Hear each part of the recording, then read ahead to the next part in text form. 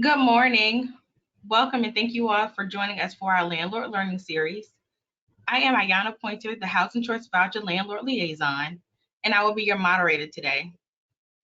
The City of Norfolk Department of Neighborhood Services and the Housing Choice Voucher Program with Norfolk Redevelopment Housing Authority have teamed up to promote the Rent Ready Norfolk program as well as the Housing Choice Voucher Program.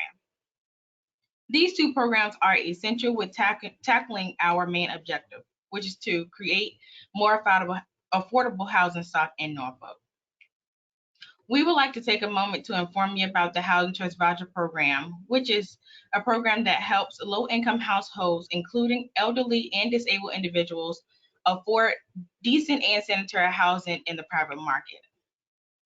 For landlords to participate in this program, there is no cost to them. NRHA advertise your properties for free, and we also offer free housing inspections. We have a group of staff here to assist you if any issues arise.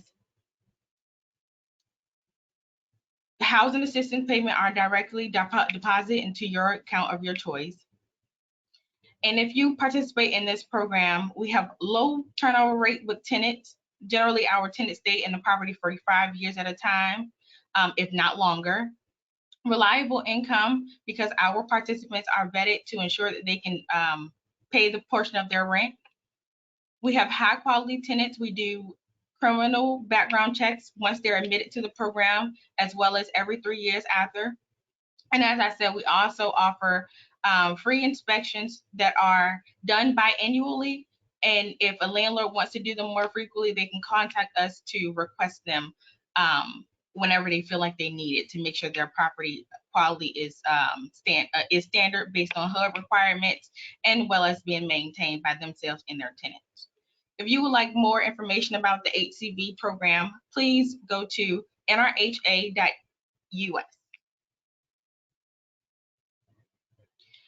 Today, we have Ms. Pamela Jones-Watford, who is the Housing Choice Voucher Program Director.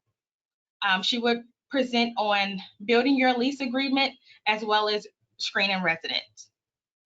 Before she starts her presentation today, we would like to go over some housekeeping items. I ask that you hold your question until the end of her presentation. In the meantime, if you have questions that arise, please put your questions in the chat box. There is a copy of the handout in the handout section, which includes her presentation. We will let you know when the QA starts. Ms. Pamela, we thank you for having the time to do a presentation with us today, and the floor is yours.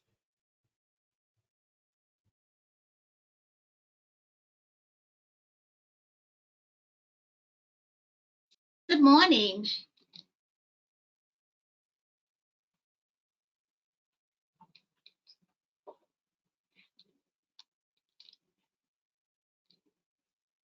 I'm excited today to be able to share with you information from the Housing Choice Voucher Program.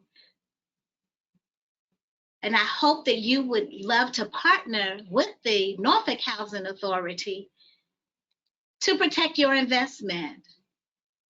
Ms. Pointer has already gone over information about the Housing Choice Voucher Program, how it does allow low to moderate income persons choose and lease and purchase safe, decent, and affordable privately owned housing.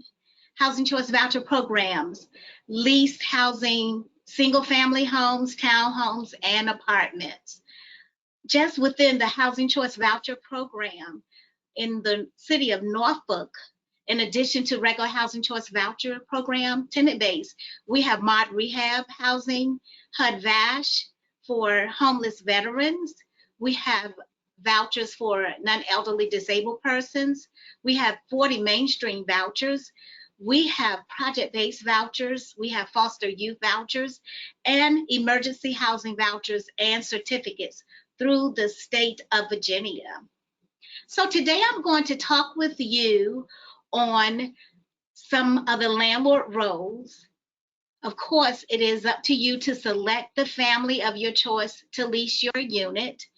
enter into a lease agreement, which we will discuss today, and lease addendum with the participant, comply with the lease agreement and lease addendum, enter into a HAP contract with the Norfolk Redevelopment and Housing Authority, comply with the terms of the HAP contract, enforce your lease, collect the rent, pay for utilities that will be stipulated in your rent, if that is applicable, perform all normal wear and tear maintenance, comply with equal opportunity and fair housing requirements, report changes in your address promptly to the housing authority, as well as changes in your financial institution, and register for our landlord portal. So I'm going to go over the information that you're here for today, and that's screening tips for landlords. As a landlord, I'm sure you want to lease your property to the perfect family. So when doing that, of course, with the housing authority, we do criminal background checks on all persons before they are actually allowed on the program.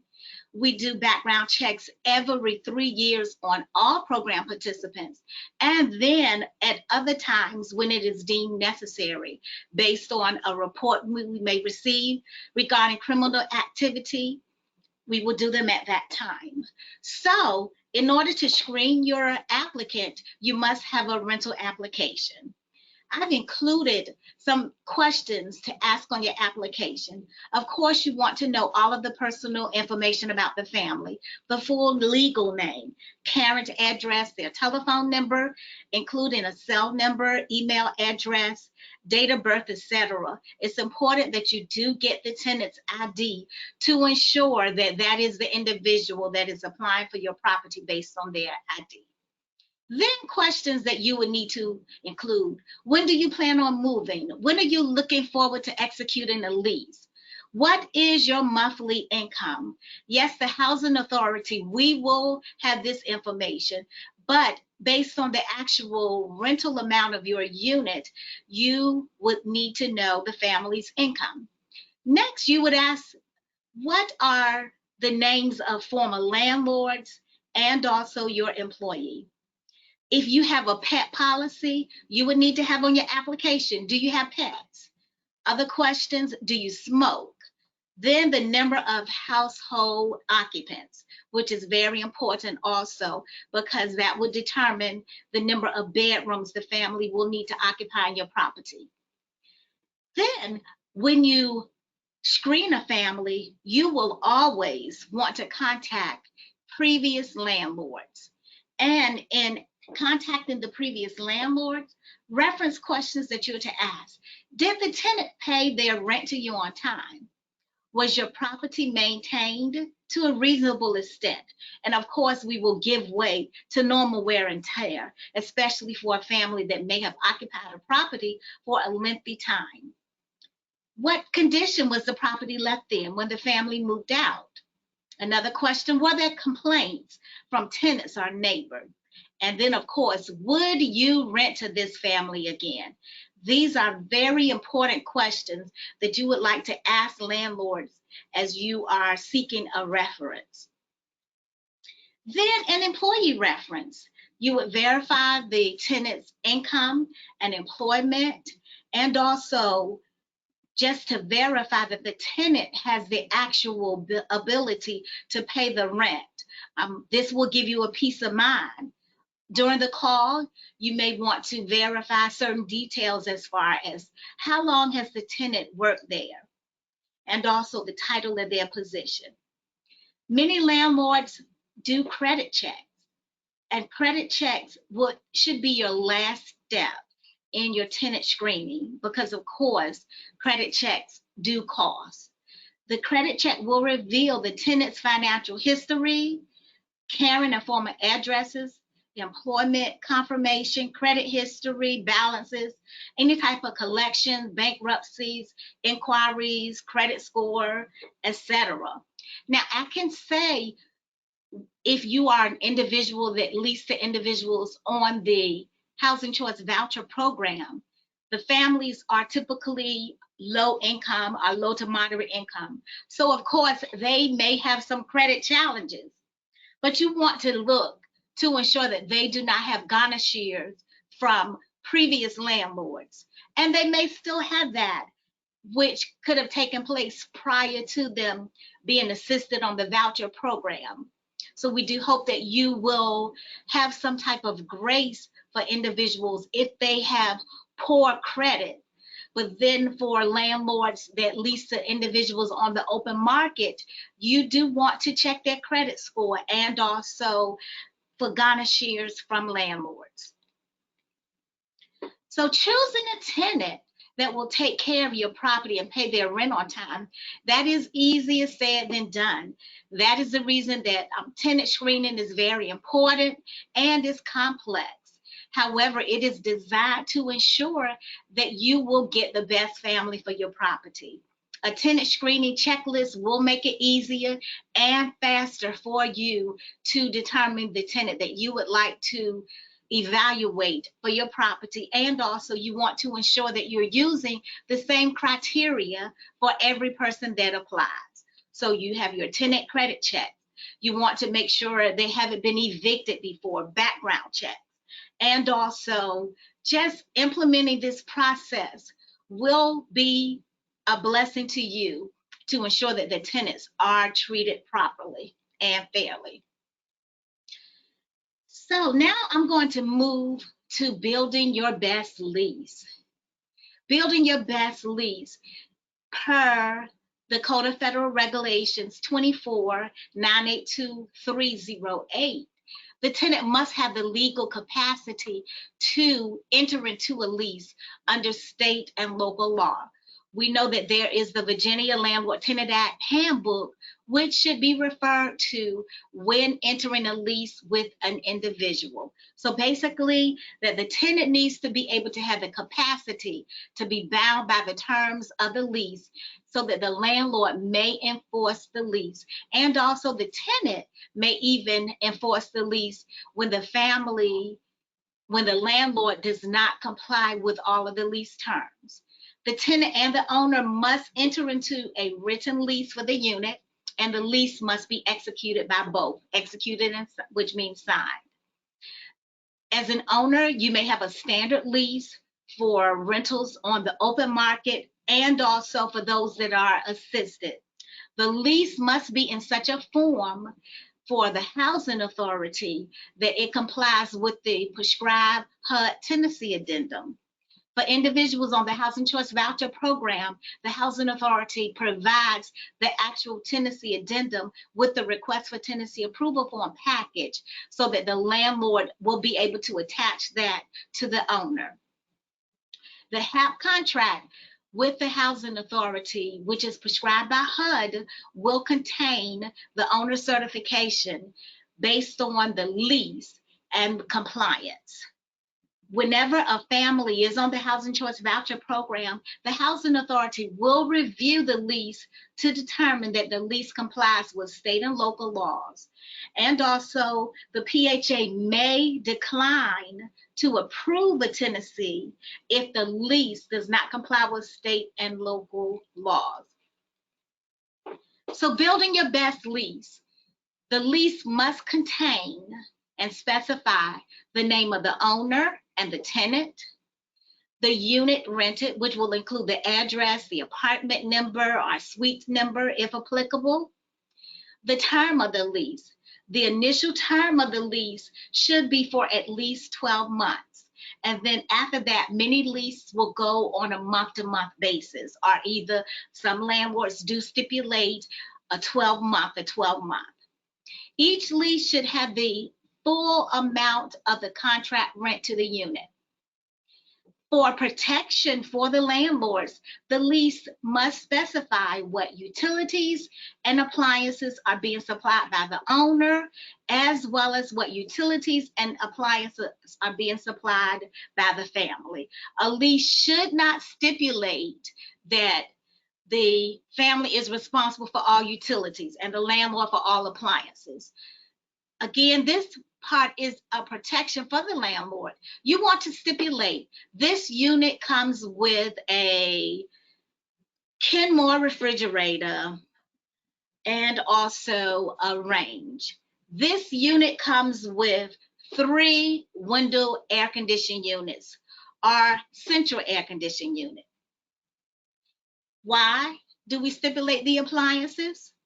Not that housing authority participants do this, but people on the open market have done it. They may have removed your appliances when they move from the unit. If the lease doesn't stipulate the actual appliances that are in the unit, the landlord does not have any proof that they have put specific appliances in the actual unit. Thusly, it is for the landlord's protection to list each appliance that is supplied in the unit. Now, some landlords do in the initial lease up will say that they're providing a refrigerator as is, and that if anything happens, that they will not further provide an appliance. Additionally, the lease should stipulate the utilities. The family is responsible for the Dominion power bill. The family is responsible for the Virginia natural gas. The family is responsible for paying water, sanitation, and trash. This should be in the lease. And it's very important, especially for gas. You want to make sure that the family turn the gas on, that they keep the gas on and not actually turn it off during months that they aren't using the gas. Additionally, the lease should stipulate the amount of the full rent and also the security deposit that is to be paid when leasing this property. So with the Housing Choice Voucher Program, all provisions of the HUD required tenancy addendum must be added word for word to the owner's standard lease. Thusly, as I stipulated before, we provide the addendum. Therefore, the landlord doesn't have to actually spell that out in his or her lease. They can basically attach the HUD tenancy addendum to the lease. Anytime there are any changes in the lease and the rent, the actual landlord is to provide the housing authority with a copy. So not for rent increases, but if there's a change wherein initially the owner was paying for the water and the sewage, and now the family is going to be responsible, the housing authority will need that new lease.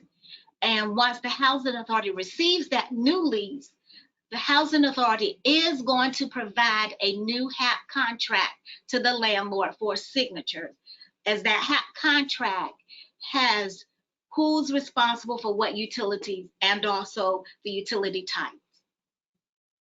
When a family is to move to another unit, even if it's in the same building or complex, a new lease must be executed, and actually a proposed lease has to be submitted first.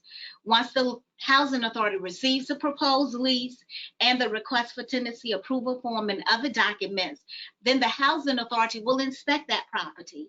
But before the family is to move into the unit, and also before the family is to sign a new lease, the unit must pass inspection.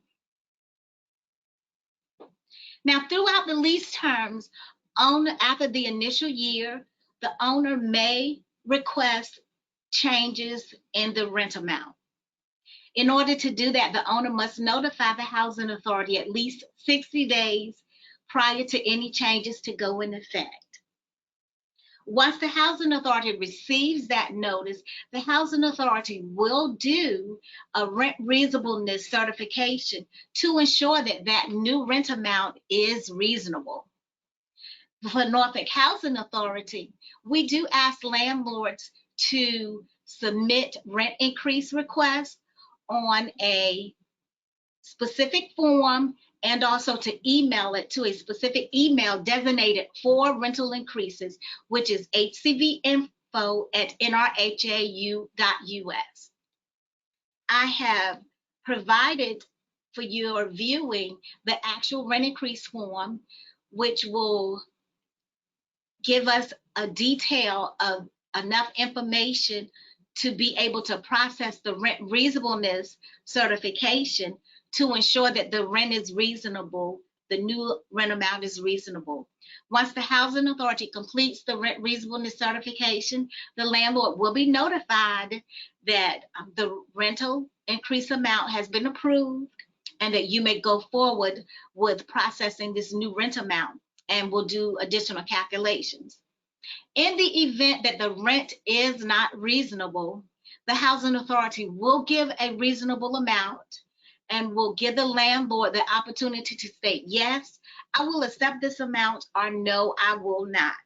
If the owner does not accept that amount, the owner will at that time have to give the family proper notice as per the lease that they are ending the lease agreement.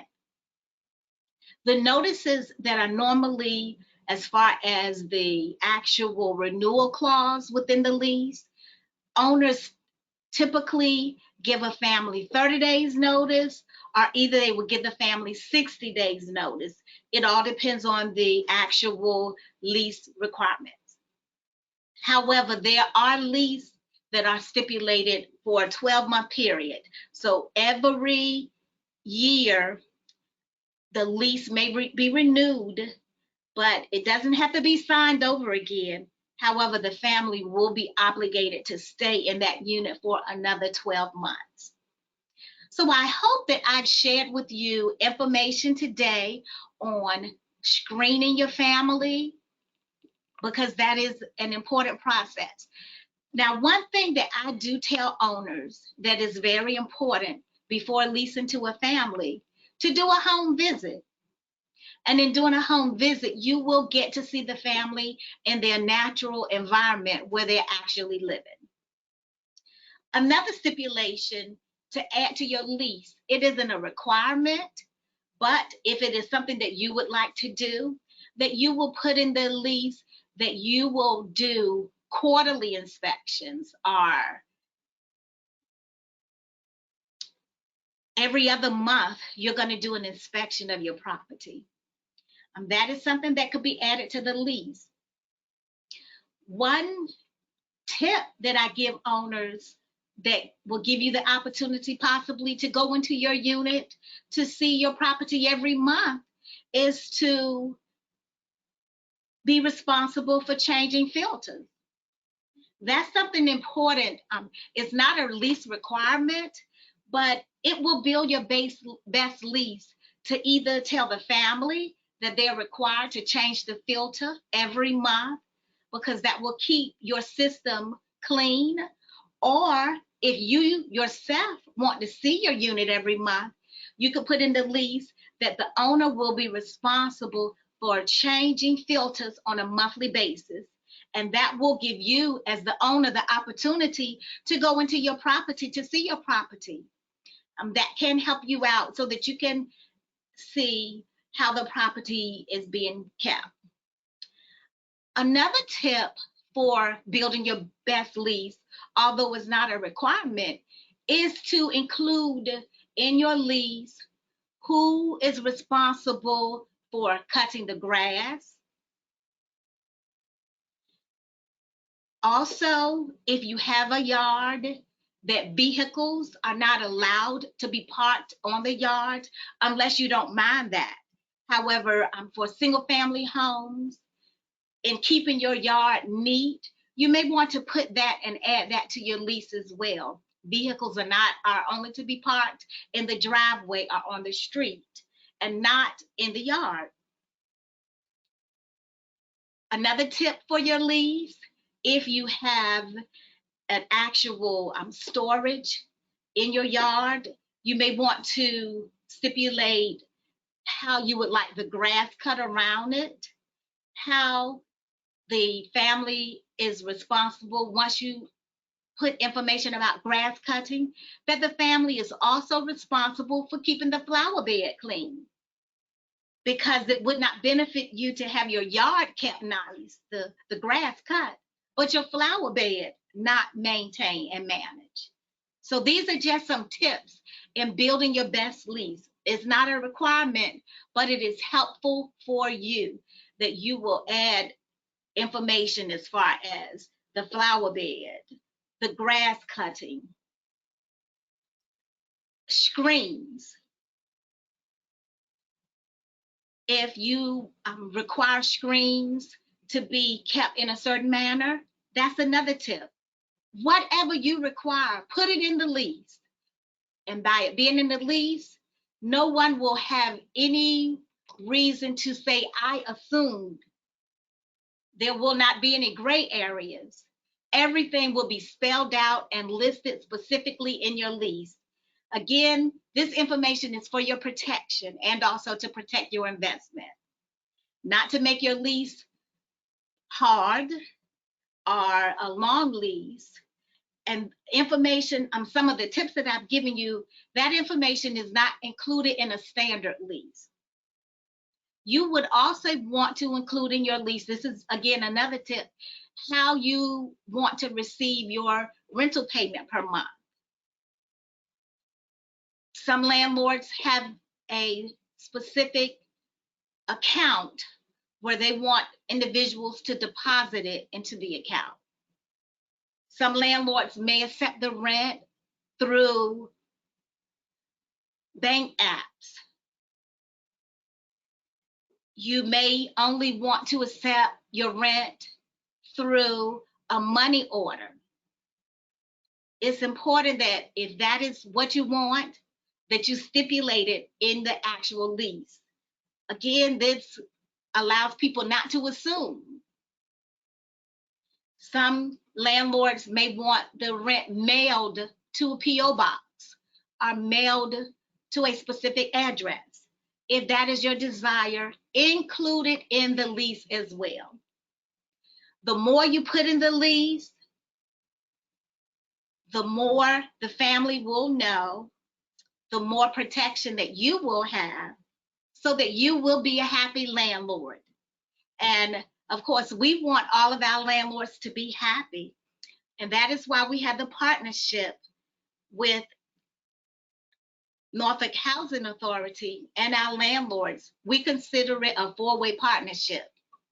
So NRHA wants to lease your rental property because voucher holders make good tenants. Thank you.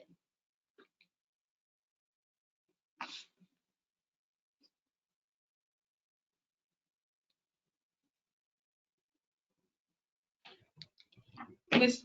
Jones-Watford, thank you so much for the amazing information. Once again, we do appreciate you for taking the time to join us today. I'm sure we have some questions from our participants, so we'll jump right on into the Q&A.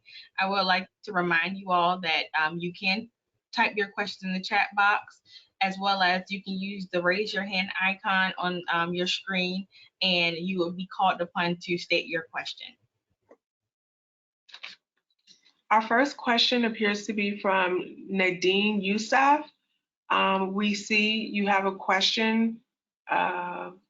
It says, thank you, Pamela. Can I require applicants to use my tool of choice for application, which includes credit, criminal checks, etc.? Yes, you may.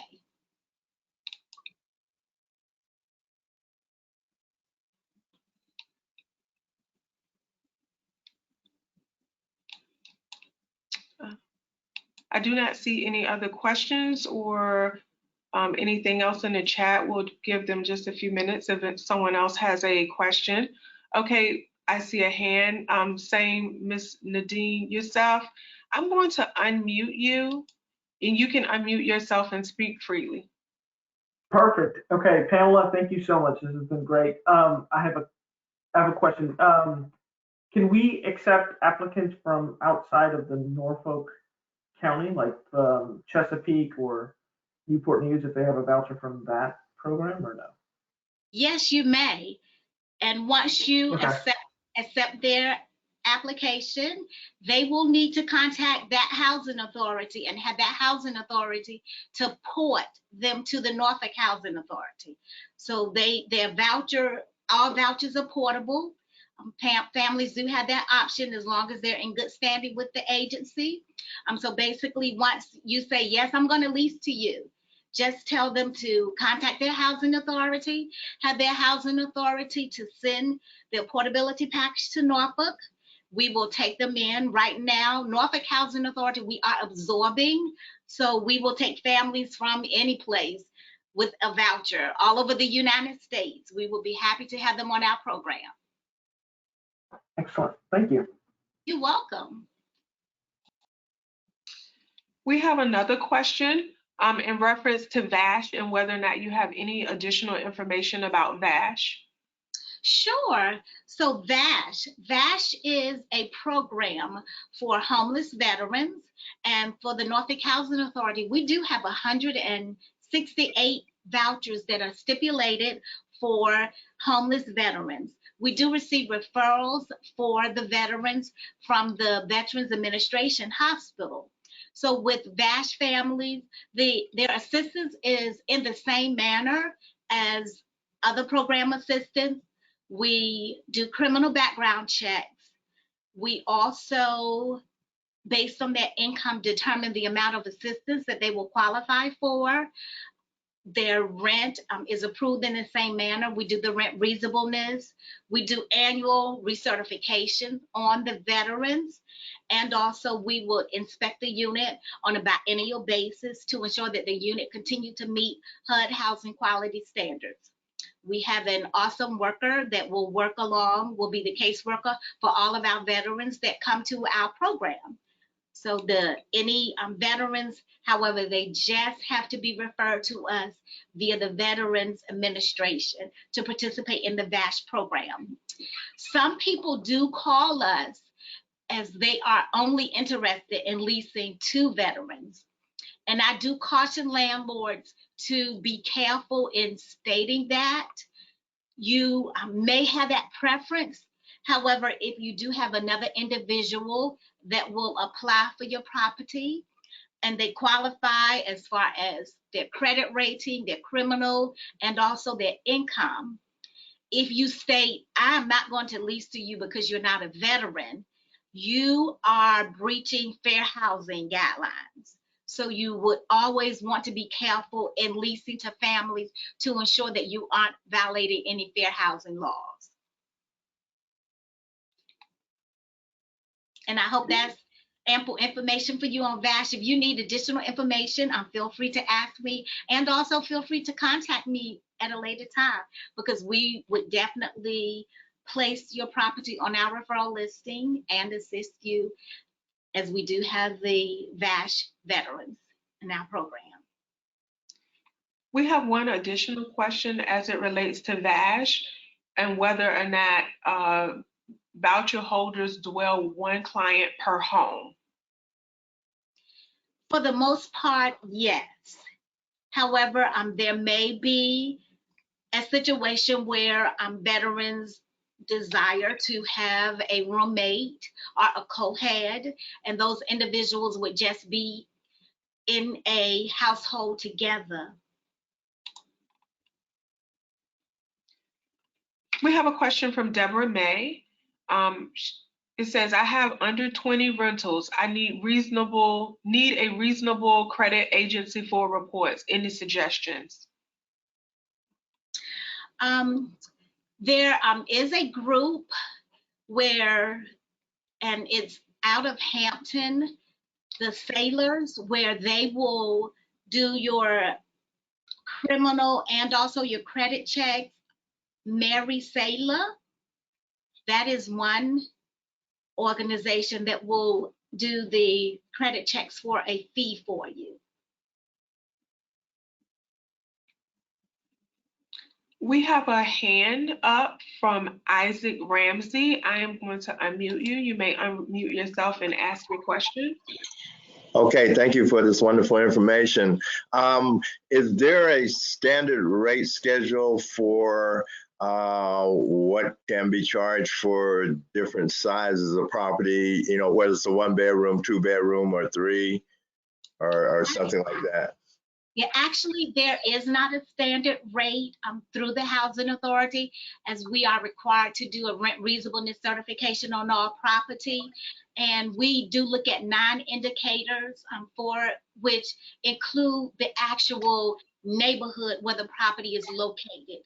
So as far as you could have a property in your Berkeley neighborhood, and then you could have another property in Poplar Hall, although they may be a 2-bedroom unit, 2-bathroom, but due to the fact that they're in a different neighborhood, the actual rental rates differ in various neighborhoods. So there is not a standard.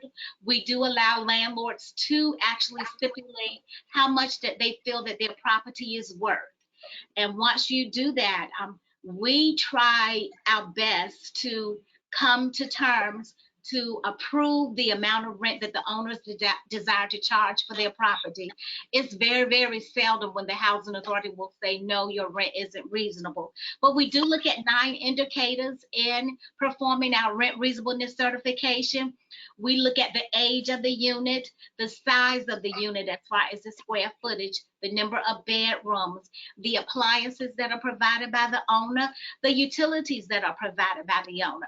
We look at the neighborhood. We look at also other services that the owner may provide, as far as if they're going to cut the grass.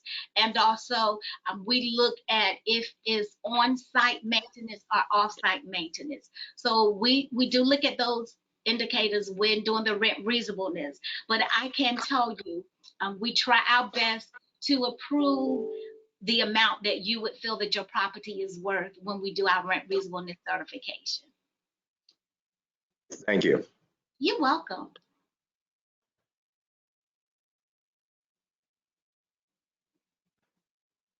There appears to be a question from someone. They have a question, but there's no question in the question box that I can see. Just a thank you, Ms. Pamela, for all of the information. Oh, my pleasure. At this time, I do not see any additional questions or information in the chat box. Okay, thank you, Ms. Pamela, once again, and we would like to thank all our participants for your time and your questions. Ms. Pamela have given you great insight to the HCV program, but I would like to reiterate that there is no cost to landlords to participate in this program. We do advertise your properties for free using our referral listing. We also provide free housing inspections. Housing assistance payments can be direct deposit into an account of your choice. And we also have staff here to assist you. If you have any questions about the HCV program or interested in becoming an HCV program, you can contact me. I am the HCV Landlord Liaison. My contact information will be on the screen at the end of this session today. Please write it down, take a picture, whatever you need to do to keep the information handy. This is our last Landlord Learning Series session for the year, but we hope to bring more to you next year. Thank you for joining us again and have an amazing day.